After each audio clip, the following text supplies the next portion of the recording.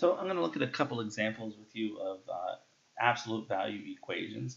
These are going to be pretty simple, and they're all going to be equations, not inequalities yet. So this first one here is just kind of for example. I just want to talk about what the meaning of the square root or the absolute value is. So this says the absolute value of x is the number 3. The absolute value tells me how far a particular thing is away from 0.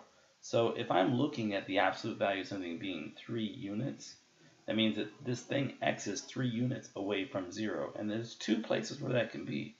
This place right here is exactly 3 units away from 0. And the other place that's 3 units away from 0 on the other side is right here.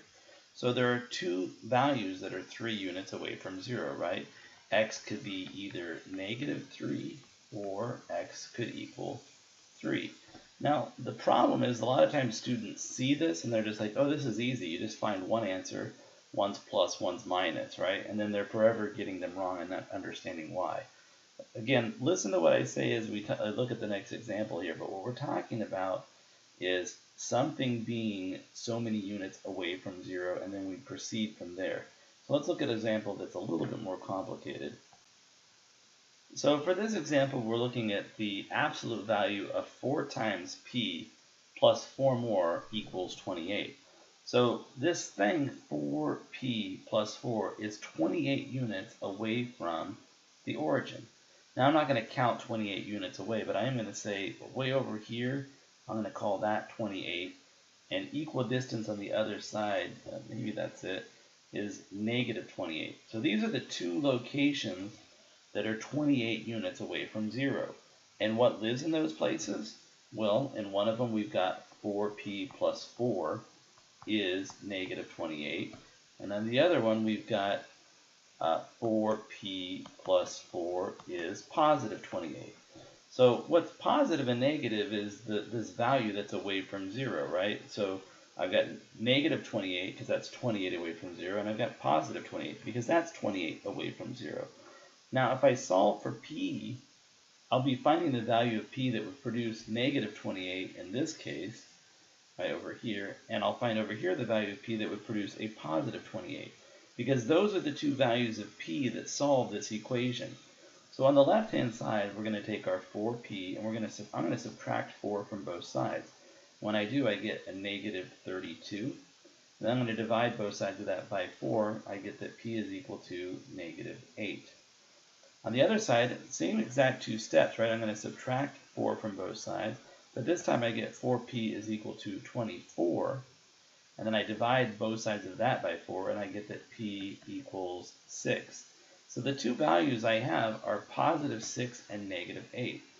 When p is positive 6, you can see I get 4 times 6 plus another 4. That's 4 times 6 is 24 plus 4.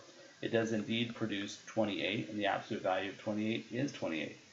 And when p is -4, -8, I've got 4 times -8 plus another 4.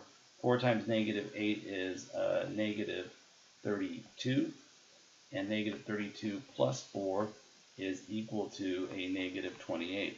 So these are the values of p, right? -8 and positive 6 that produce things that are 28 units away from the origin, away from 0. So if you think you know how to do this, go ahead and pause the video and do this one on your own, and then hit play to verify that you have the same steps. I'm going to go ahead and do it though. So I'm starting here at 0, and I've got something, right, ak plus 10, that's 26 units away from the origin. So again, I'm just going to visualize that this is, I'm going to say positive 26, and then over here somewhere is -26. And this thing, 8k plus 10, is 26 away from 0. So those are the two places, right? This is one place that's 26 away, and this is the other place that's 26 units away. So my two equations are 8k plus 10 equals the -26, and also 8k plus 10 equals positive 26. If I subtract 10 from both sides, I get on this side 8k equals, that would be a 36. And on this side, I'm going to subtract 10, so that gives me 8k equals 16. When I divide over here by 8, I get that k is equal to the very nice number 2. On this side, when I divide by k, I get k is equal to negative 36 over 8. And I'm pretty sure that can be simplified, because 36 divided by 4 is 9. So this is equal to a negative 9 over, and 8 divided by 4 is 2. So what I did here is, maybe I should write this out. This is negative 36 is the same thing as negative 9 times 4, and 8 is the same thing as 2 times 4. So here's a big 1, and that's when I multiply something by 1, it doesn't change. So my two values of k are k is either negative 9/2 or k is equal to 2. One more thing I want to make you aware of is the possibility of an equation like this, right? This says the absolute value of 3x plus 1 is negative 5. Well, on the face of that, I've got a problem, because remember, the absolute value tells me how far something is from the origin. So if I'm sitting here, I've got my origin, I've got something is not 5 away from the origin, but it's negative 5 away from the origin. I have no idea what that means, because distances, when I measure the distance between 2 points, they're always positive numbers. I can't be negative 5 away from something. I could be 5 away from it.